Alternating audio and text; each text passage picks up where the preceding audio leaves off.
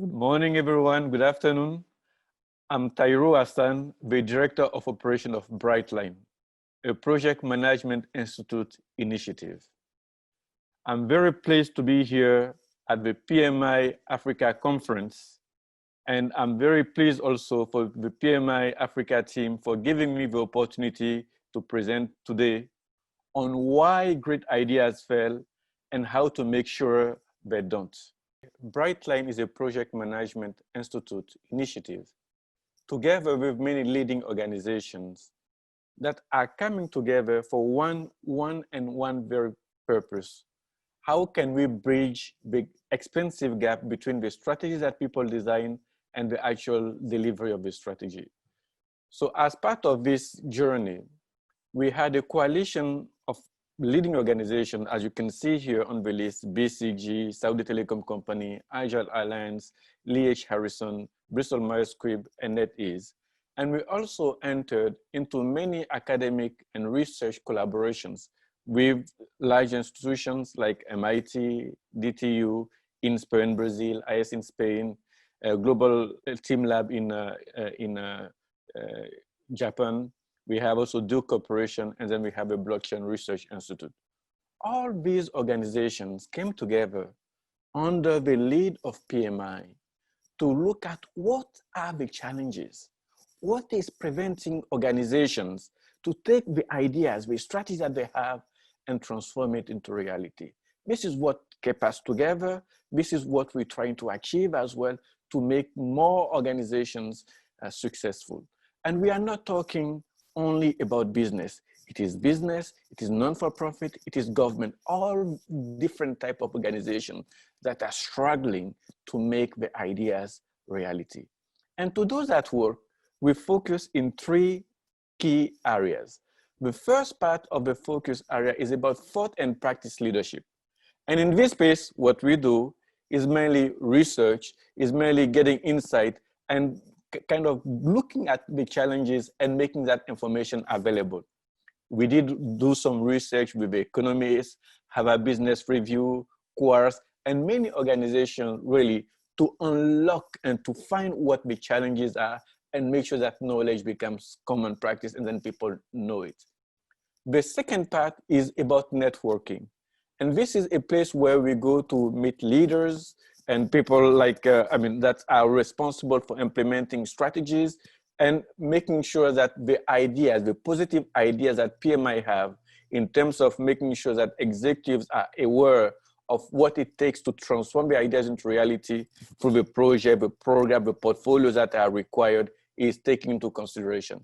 And this has taken us to events like TED, Drucker Forum, Davos, and you name it. Many of the large events, we were there to bring that positive message because we know as project managers, most of the time or often, the challenge that you face is to get the sponsorship from the senior executives. So us being there, providing the message that says, you have an idea, that's great, but it's not enough. You need to be there supporting your teams and making sure that these ideas actually becomes reality. The last piece is about capacity building. And this is where then we bring some trainings. Right now we produce one with Coursera, which is seeing more than 12,000 learners focusing specifically on why ideas fail and how to make them reality. And we are working also on developing more, looking at transformations, and you will see these unfolding as the year and the year progress. One specifically is coming up that will be about transformation and with the perspective of project managers. Now, having discussed about Brightline here and the different pieces, the different focus area that we have, you may ask yourself, why should we care? Why should we care about the strategy delivery gap? And let me tell you, there are some scary numbers here. The situation doesn't look good. In fact, every 20 seconds, there's 1 million USD, which is wasted due to the poor implementations of strategy. If you take that 1 million and you extrapolate it in a year, it becomes 2 trillion. 2 trillion, when I check the numbers, this is actually more than the nominal GDP of the 10 largest economy in Africa in 2019. That means you take Nigeria, you take South Africa, you take Egypt, you take Algeria, you take Morocco, you add Kenya, Ethiopia, Angola, Ghana, and Tanzania. All these 10 countries, you add the GDP together, it is actually slightly less than the 2 trillion. So what does it mean? It means that every year we can take the economy of the size of these 10 countries, largest African economies, and just throw them to waste. At Brightline and PMI, we felt that that is not acceptable. We need to do something about it. We need to be better at implementing strategies, especially when you look at this world with so much inequity and inequality. There's something that needs to be done. This is why PMI got on board, and PMI took the charge with the creation of Brightline and making sure that we can bring the insights that are required to reduce this waste, which is not acceptable. Next, let me play another video that talks about the challenges that people are facing and what people can do about it. Now, this leads to the next part, how effective organizations are at implementing their strategies. And as you saw in the short video that we just presented, only 1 out of 5 organizations are successful. This is a research that we did with Harvard Business Review. And only 1 of these 5 achieved 80% or more of the strategic targets, meaning that we have a lot of mismatch, as we mentioned. And one thing that we saw is 2/3, so 2 out of 3 senior executives say that strategy falls short because of a failure to understand the organization, its market environment, and its ability to execute. So people have the strategies, but the time hasn't been taken to understand first the organization, to look at the market within which the organization is, and also the execution capabilities, which this might involve project management, for example, the execution capability of the organization. So when we were faced with all this data, what did we do at Brightline? We then work with the economists, we work with the coalition members that I presented to try to see, are there some key things that organization needs to do to ensure that they can transform and deliver on their strategy to close this gap? And out of this research and these discussions, analysis, we came up with 10 key principles, which we feel that if organizations are able to apply these 10 key principles, they should be able to deliver more value and deliver on their strategies. And let me tell you first, these 10 principles are not rocket science. In fact, they are common sense. They are common sense. When I will say it, you say, but Tahirou, you're not telling me something new. That's true. I will not be telling most of the time things that you may not know already. But the challenge here is, how do you take things that are common sense and transform them into common practices so that your organization can deliver the benefit for its employees, its people, and society? This is what this is about. So these 10 guiding principles, if I will go, I'll go one by one through each, and I'll try to cover a few. Of course, given the time that we have, I might not be able to go into full detail in all of them, but for some, I'll take some time to explore it or explore them in more detail.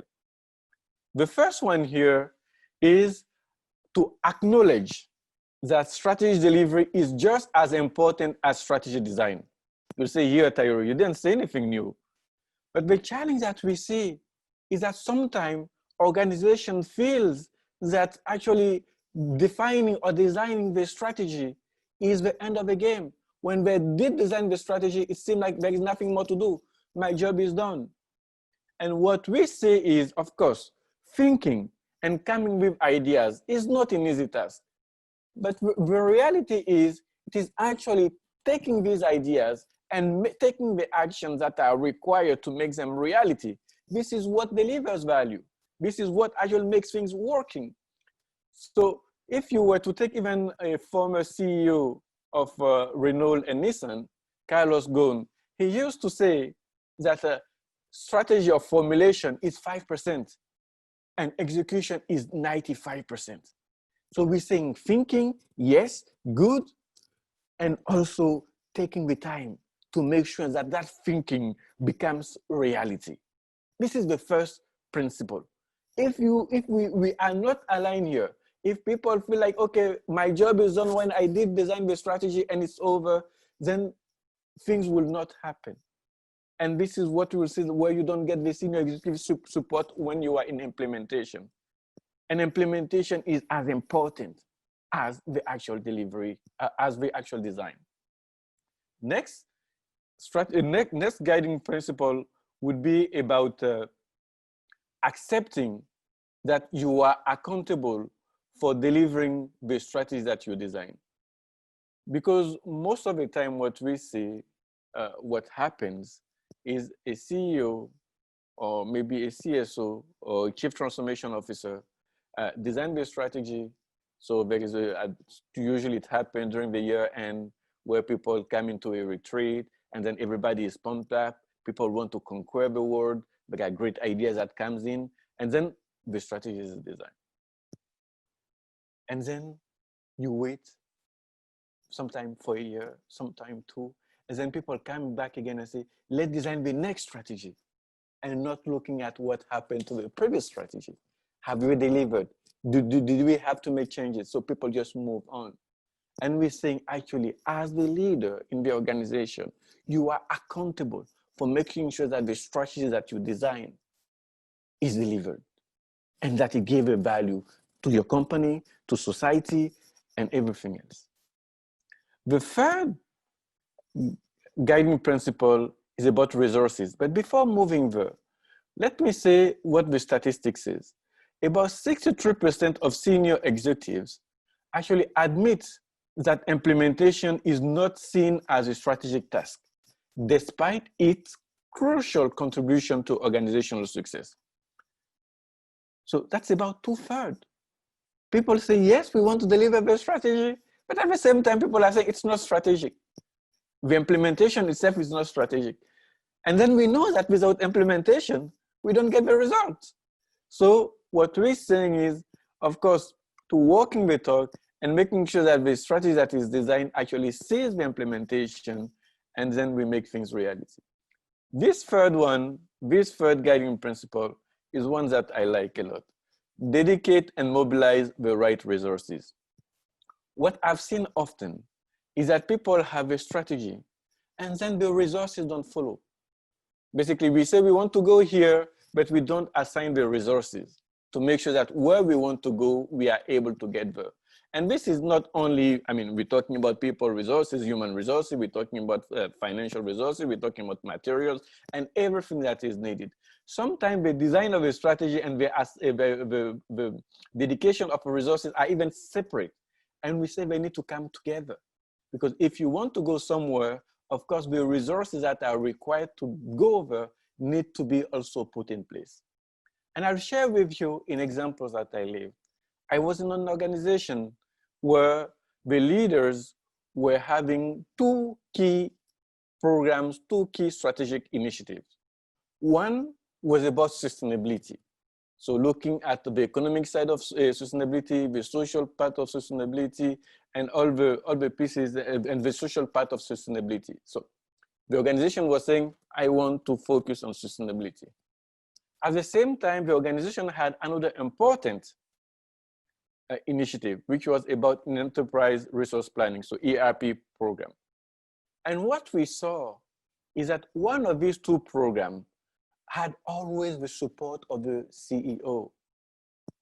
Every time the executive director was there, giving the resources, giving the presence that was required. And then the other initiative was not so fortunate, if I can say. Like it seemed like we were supporting, but we are not supporting. So the resources were not there. There was a lot of challenges. And let me tell you, at the end, what happened? At the end, obviously, the initiatives that had the support, the commitment, and the resources that were required was the one that was successful.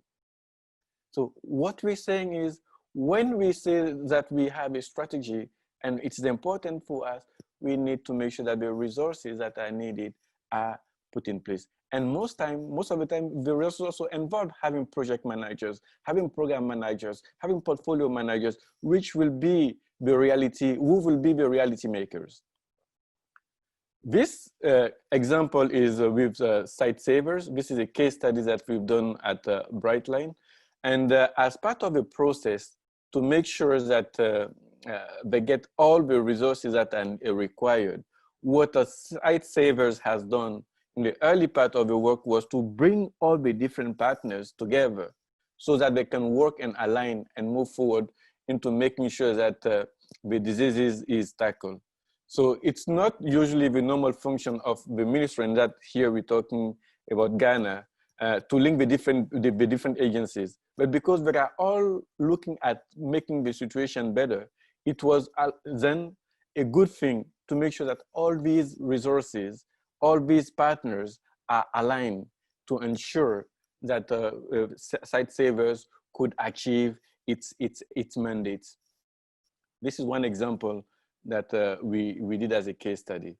The next guiding principle is about leveraging insight on customers and competitors.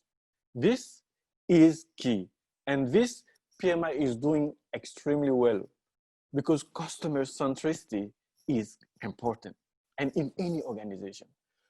Sometimes or often you see people developing solutions and they feel like, because it is my solution, because I like it, then everybody else will fall for the solution. No, we need to look at what the customers want. We need to get insight also regarding what is happening. And sometimes you see people are just burying their head, thinking that, okay, this is my solution, I am attached to it, then people will come for it. What we see to make strategy successful, it needs to be informed by customer insight and also by us looking at what competitors are doing. And this is something that is even more important in the challenge that we're facing today with COVID-19, and many things are changing. So organizations will need to look at what is happening around them, to look at what are the demand from customers. Now, of course, many people are working remotely and all these things that would become a sort of new reality that people need to embed. And this customer centricity is also something that the company that we call, and that maybe most of you know, Amazon, is very keen on, about basically making sure that customer satisfaction is paramount. And I'll share a quick example regarding Amazon.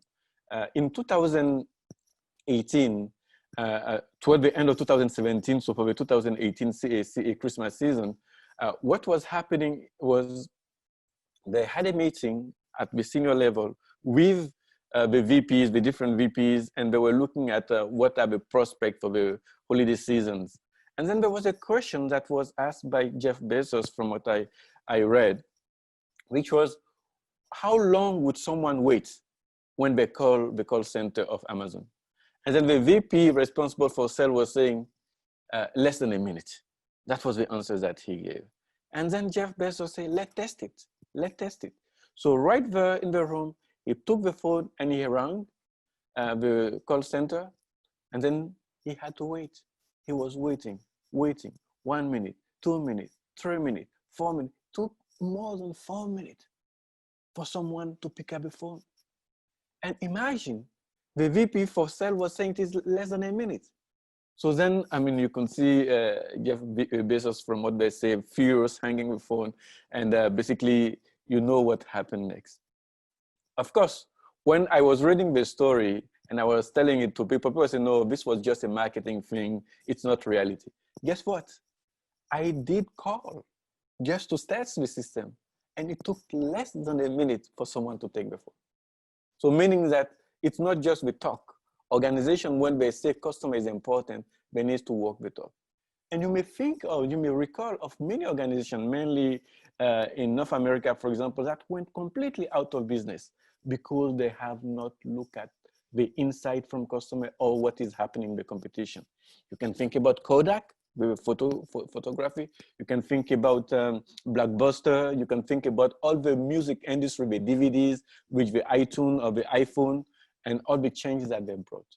So I spent a lot of time here just because it is really critical. If we have an idea, we need to make sure that we get the insight from the customers and also look at what is happening in the competition. Next, this is a case study that we've done with Aisha Daniel Midland, and they also are mainly in the food industry. And for them, analyzing and looking at the new trend and the market and all the competitive environment was something important. And we deliver a case study that gave insight regarding what they did to first monitor the landscape for the key market trend and also gathering insight from the evolving business that they have. The next guiding principle is about be bold, stay focused, and keep it as simple as possible. It is very self-explanatory, so I will not spend much time on it. Just to say, again, we need to be focused, we need to keep things simple, and we need to be bold. And this is one example here that Steelcase has done. Steelcase is in the furniture industry, and to keep it simple, they work simple. They took their portfolio and divided into things that they need to do now, things that they need to do in the near term, and things that they need to do in the far future. So that was one of the ways that they kind of simplified what seemed to be a labyrinth. Next is about promoting team engagement and effective cross-business cooperation. What we see in large organizations is you see silos.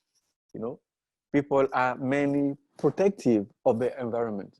And then when you say we need to change, everybody say, yes, we need to change.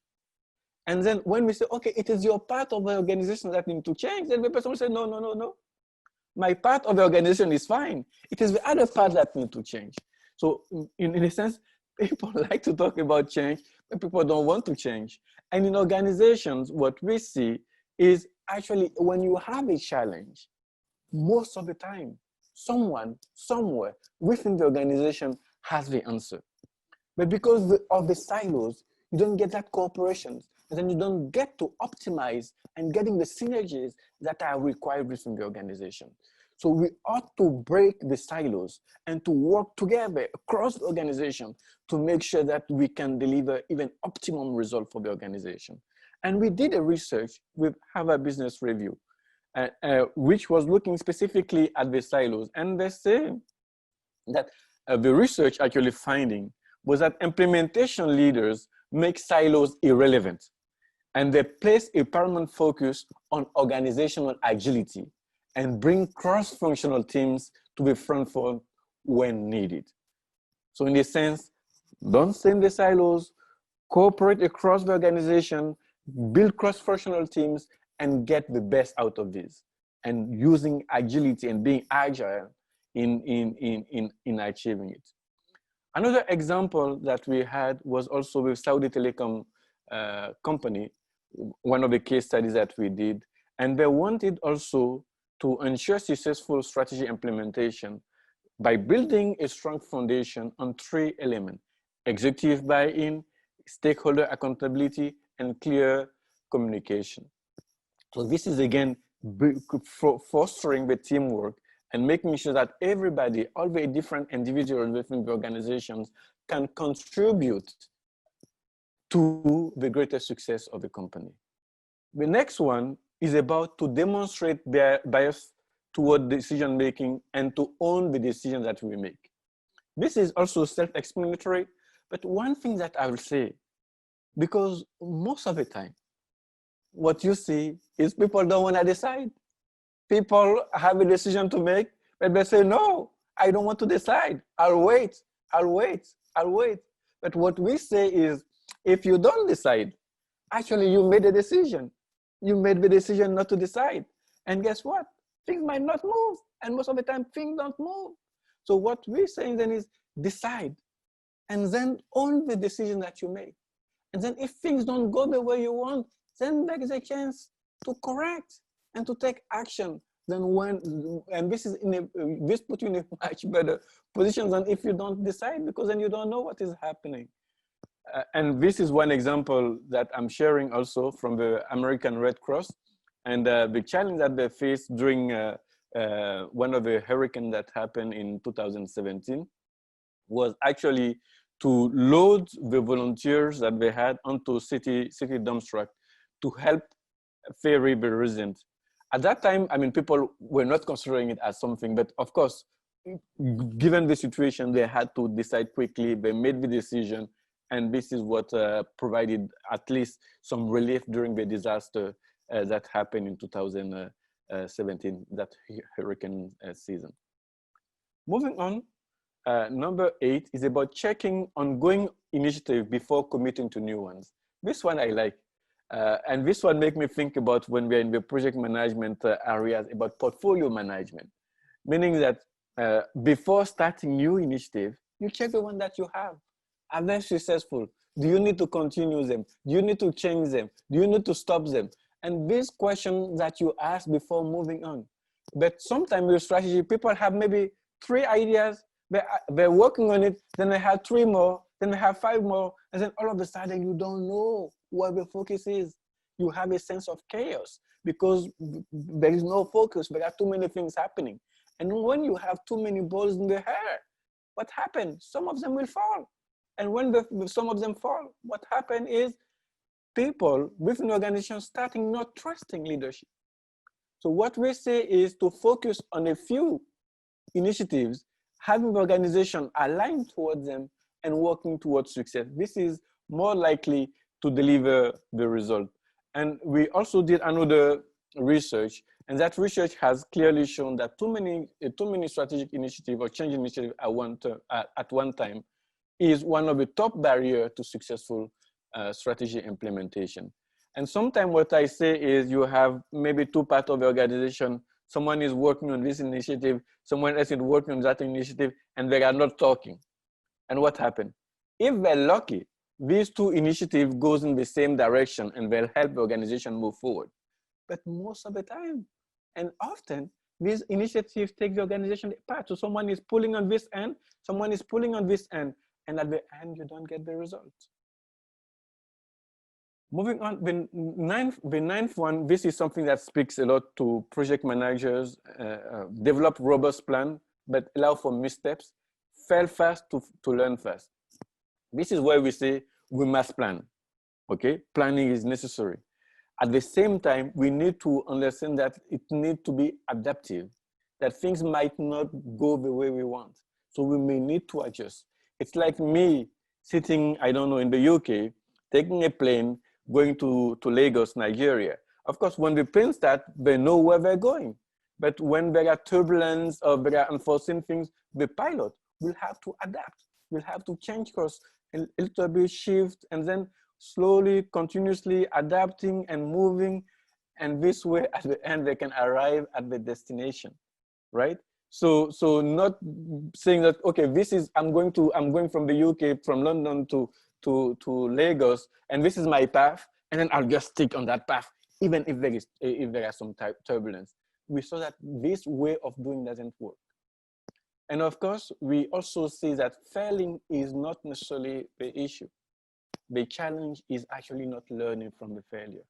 And we want organizations to learn more from the failures and use it as a way to be stronger and more competitive and more able in the future to deliver value. This is critical. And this is one example that we share with ING Bank. This is also another case study. And here, of course, the organization recognized that even the best trained employees can experience failure. So, and they were acknowledging that some of the most ambitious programs have had to change course in the last 12 months that they had. But at the same time, by being nimble and recognizing that this is something that they need to live with, that created an environment of stress, that people feel like failing. We're not saying that, okay, I mean, we don't care, but people feel safe. If you have a sort of psychological safety where people can experiment, people can learn, and people can grow. If you don't have that space, if you don't create that space, that safe space for the employee, everybody is very cautious. And when people are cautious, people don't necessarily take risk. What happens is you may not get optimum results. You may just be average or maybe sometimes below average. The last guiding principle, which I like also a lot, is about celebrating success and recognizing those who have done good work. Too often, people, when they finish a project, it kind of, okay, this one is done, let's move on also to the next one. And there is no pause to celebrate. There is no pause to recognize people that have done work. We see that it is important to take the time to celebrate the success. And actually, now with the younger generations that we have, people are not necessarily looking just for money for the work. People are looking for a purpose. There's something that people want to achieve that goes beyond financial rewards or beyond financial means. So people need them to feel, happy. People need to feel like they made a difference. And organizations need to create that space for people to make a difference and then be recognized for the difference that they've made. One example that we have here regarding celebrating success is by Save the Children. And they also have cultivated or shaping a long-lasting winning culture through the recognition of quick win. If someone has done good work, we recognize it, we celebrate it, and then we also use it as a way of building that trust within the organization and being able to move forward. I hope you're having a great conference, and I look forward to take any questions that you may have. Thank you so much. Really appreciate it.